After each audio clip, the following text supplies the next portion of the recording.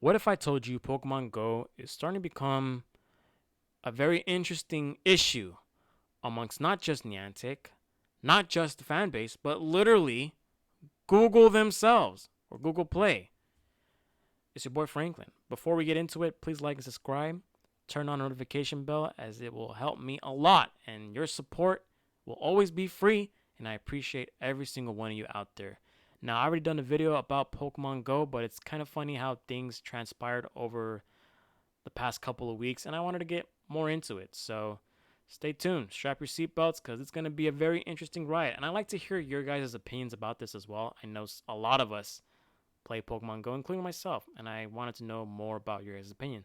So let's jump into it. Pokemon Go Google Play marks the app as unsafe to download, according to several, or one person in particular. When they try to install Pokemon Go on their Android device, the app is marked as an unsafe app. The Google Play Protect pop up says this app can collect data that could be used to track you. That makes sense because in order for you to play Pokemon Go, and if you want to use features when the app is turned off, it collects your location data, knowing needs to know where you're at GPS wise. And also, if you're doing running and you want to hatch eggs, it needs access to your health and fitness apps just to see how many steps you've taken, how many calories you burn, and all that other cool stuff. Now, as per Niantic and Pokemon Go, the app doesn't share user data with third parties. And obviously, I just mentioned like the uses, player location, personal info, purchase history, info on your fitness. Yeah, it's pretty interesting. Google Play is blocking Pokemon Go to install, do app data collection to track you, which is very interesting. That's something we're going to actually talk about a little later. But I'm not really surprised because a lot of apps nowadays, man, when I first got my iPhone last year, when I try to reinstall like all my apps, they keep asking, "Do you want this app to share data across several platforms or app data, whatever it's called?" And I'm like, "No, no, no, no. It's only going to be a certain matter of time where your phone literally knows who you are, will track where you are, will know what you're doing every day and every night." It's just crazy. Technology is just taking over. But whatever. Another kind of bad public relations example is I didn't see the original post, but Pokemon Go app, which is the social media account on Instagram that represents Pokemon Go, they posted this infographic and people were just upset.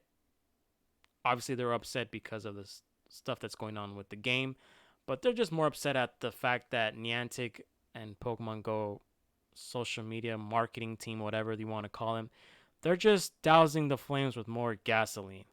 And as you can see here, the biggest complaint was that people were saying that the infographic was just so bad. It was just a pretty horrible Photoshop. You can see certain Pokemon like this Galarian Ponyta and Mega Pinsir. They seem, out of the picture. They seem very awkward and as if they don't belong there. And then you can see like the shiny dots, like just being weird, like in weird positions. Even like this shiny statement over here. And to me personally, it doesn't really matter. I mean, a lot of people make Photoshop mistakes. Not everything's perfect. But people have just been complaining, complaining, complaining. And that pretty much summarized what the public relations stance is with Niantic and Pokemon Go. Like the game has just gotten so bad that even the marketing team is messing up. God, I wouldn't be really saying that in 2016, but my goodness. They did fix it later, and that's the actual post that I saw, and it still looked like a little blurry. It's not 720p, whatever you want to call it. It's not in HD, I would say. People still complaining. And yeah, another event or another domino effect, Silphco or Sylph Road, I should say. If you guys don't know, Sylph Road was a very informative database in regards to Pokemon nest locations, um, Pokemon raids in general, like for example, how many Pokemon or friends you need to take down a specific raid boss. This was a really cool place, and I actually used this quite a lot in order to determine how many friends I would need to take down a raid boss. Unfortunately, their partnership with Niantic has ended. I believe it just ended like about a couple weeks ago as I'm recording this video. And it just seems to me like there isn't really like a very informative website you can go to check up on nests. I remember there was one like back in the day in 2016, 17, 18, but ever since then it has been not in sync. I'm pretty sure people or the owners of that website don't really care anymore, or they moved on from Pokemon Go. And I see that this is not really a Niantic problem because it is a partnership. It probably had something, a contract basically. They fulfilled their contract and decided to move on. It seems like, again, Niantic, you're not really showing good public relation status with your people, especially people like me who want to use websites like this in order to, improve their game knowledge of Pokemon Go. So that's another domino. And now we're going to go into the next two articles, which were very interesting, and a lot of people are pissed. So, last video I made about Pokemon Go, it pretty much was about how Niantic is changing the system for the remote raid passes. And if you guys recall, remote raid passes have now gone a lot more expensive in terms of Pokemon coins. And they limited the uses of remote raid passes to 5 a day rather than having infinite amount. So, the two people were interviewed from Niantic, and these people are Pokemon Go's director and the senior producer. They've heard of the Heroes Niantic movement, which I briefly discussed in my previous video, and people have been saying that Niantic aren't really listening to any of their fans or their, voice of concerns. They're feeling frustrated that the company themselves aren't really doing anything to improve their game or actually listen to any potential changes that might benefit both parties. According to these two people, they pretty much said they have no plans to directly address the Heroes Niantic. And as the story goes on, they pretty much said something that was very interesting, yet very, I would say, contradictory. It says here that the changes of the remote raid passes, the reason why they wanted to do it is because the passes brought forth types of behaviors that were not in line with the intended experience they aimed to establish. And I can honestly say, like, even for me personally, it became sort of an unhealthy way to engage with the game. Just sort of to throw money at Pokecoins so that I can spam legendary raids as much as possible. I find that very ironic, especially the part of where you're sort of throwing money at Pokecoins, considering that you increase the price of the remote raid passes. Therefore, people will have to spend more money in order to garner more amounts of Pokemon coins in order to spend on those exact remote raid passes. So I find that one, that's very contradictory, and two, yes, we're not in the COVID era anymore. COVID is not gone, but we're officially out of the pandemic phase and things are going back to normal, or have been going back to normal for a while now. But the remote raid passes, for me personally, they changed the way we played the game. Now, let's say I'm someone from a rural area. I don't have access to gyms, which means I cannot farm Pokemon coins, and I can't find any raids, 5-star raids in particular. And if I did find 5-star raids, there wouldn't be anybody I can, raid with. The remote raid passes say pretty much you can raid wherever you want, however you want. If I'm at home with no gyms, a friend of mine on my friend list can add me to a raid, a 5-star raid, whatever it could be, and I can just simply use a remote raid pass and just get my legendary whenever I want, which is pretty cool. But to say it's an unhealthy way to engage the game, I find that also contradictory as well, considering that isn't the whole point of Pokemon Go is to not only just collect Pokemon but be out there, but also make friends. Isn't that the whole point of Pokemon Go? You literally have to be friends to make this game a lot more easier and accessible for people. For example, if I wanted to trade a Pokemon, a regional Pokemon, with somebody that I know, it costs a lot of Stardust. And I'm surprised that hasn't changed yet in this game. But if I don't have friends like that, they don't invite me to remote raid passes, I cannot increase my friendship. I cannot get gift bundles to my friends. How am I going to do that? So I find that very Weird. And I feel like changing it to the way that it is now, where you're limiting remote raid passes and making them expensive, you're basically alienating certain portions of your fan base, especially those who might have disabilities. They cannot leave the house. Those who live in rural areas who don't have access to gyms, heck, even remote raids, especially elite raids. If you're trying to get an elite raid going, tough luck. You'll never get one in your life unless you move. And honestly, it's just like, come on, man. And I also find that even more ironic considering that spoofing is still a pretty big problem in this game and they have yet to address that. I mean, personally, I have spoofed, but I don't do that just to take an advantage beyond everybody. It's just like I want to know how it works and how GPS or GIS works in games like this, more so as an educational purpose.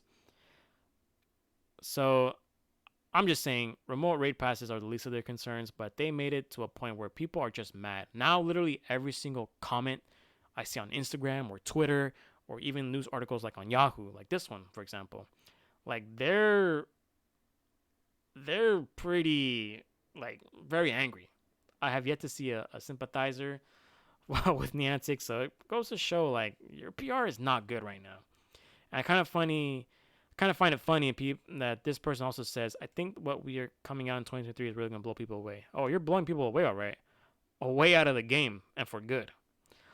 So now, another interesting last article I want to bring up was a Pokemon Go current employee reveals what it's like to work in Niantic. Says product managers are supposed to please and serve engineers. Oh boy. And I believe this person is a senior project manager. So that's interesting to note there. So they do mention it was posted on Glassdoor. So Glassdoor is like a pretty much a job bulletin website. You can apply jobs there. No leadership, which is pretty funny. Pros: individual contributors are good at executions. Engineers individually have a decent tech background. Now there's a slew, and I mean a slew of cons. This whole entire paragraph. I'm not gonna read everything, but what really stuck me out was this portion right here. I was once told by the now head of Pokemon Go engineering that product managers are supposed to please and serve engineers. This perfectly summarizes why Niantic is still in such a mess today. Jesus, the product managers who still linger today are the weak ones who please engineers well. The strong ones all left. Decisions are always prioritized by how much engineers like about doing them, how much VP engineer likes about them, and how much RCO favors them. RCO has a very unique taste. He doesn't like to use external vendors. He doesn't like sharing data, which is something I noted in this first article here, with the rest of the company, and he doesn't like people to stay at home playing his game. Again, you're alienating a specific fan base, particularly those who don't have access to gyms because they live in rural areas or they live, with a disability, which is very interesting. Now, this portion here kind of gets me. I don't know. It kind of feels off. It seems like Niantic is just out of touch with what the players really want. And again, it just pretty much goes to show like companies don't care. As long as they're making millions upon millions of dollars, they see that as commercial success. Now, the fans and the communities might think otherwise, and obviously, this remote raid change is a perfect example. We're starting to see something like this with Game Freak and the actual Pokemon games, where they're putting out products that don't look appealing, that might have technical, graphical glitches, bugs, crashes, corruption, whatever it may be nowadays. It just seems like, man, Pokemon is just starting to become downhill, man. And if this isn't a warning sign or a red flag waving at your face, I don't know what is, because to me, I've been saying it for quite a while now. Pokemon is changing. I don't think it's dying per se, because there's no way a multi-billion-dollar company can die like that overnight. But it's just starting to become such a mess to deal with. Like even Scarlet and Violet and the Pokemon Home fiasco. Oh man, we can't even. Don't even get me started with that. And people are pissed about that too. So it seems like Pokemon just taking the shaft left and right from their own fans. But yeah. And I would like to say this. Look, I come from a background where I've worked as a private sector employee. I've worked as a contractor. I worked with public entities before. And I'm gonna say this: to say something like, product managers just to only are only there to, appease the engineers. That's kind of a dumb thing to have as your mantra in a workplace. Literally from the custodian all the way to the CEO or the main boss, everyone is important. You're not there just to appease people. You're there to do your job in the most productive and efficient way. Whether it's from a strategic point of view, an economic point of view, you got to do your job. Who cares about who you're appeasing? You got to do your job. That's the most important. But unfortunately, having that kind of life as a business, it's not good. Because eventually, like they mentioned here, the strong people will leave because they realize that they value more about their work ethics than the company's very own, and they decide to leave. And that's why you end up getting people who are yes men and they don't give a damn. And so, yeah, that's all there is to say about Pokemon Go. It's your boy Franklin signing out. Let me know about your guys' opinions in the comment section down below. Very interesting articles that I've been reading. I can't wait to see how they're going to blow away people in 2023. Who knows? Peace.